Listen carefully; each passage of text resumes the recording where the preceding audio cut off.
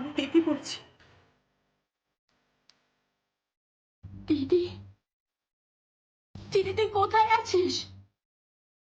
তুই ঠিক আছিস তো? হ্যাঁ, তুই বেঁচে আছিস? হ্যাঁ, আমি বেঁচে আছি। অনেক অপমান নিয়ে, অনেক অনেক বদনাম নিয়ে, অনেক কলঙ্ক নিয়ে আমি বেঁচে আছি। এটাকে বেঁচে থাকা বলে না। আমি জানি দিদি, আমি সব জানি, সব শুনেছি আমি।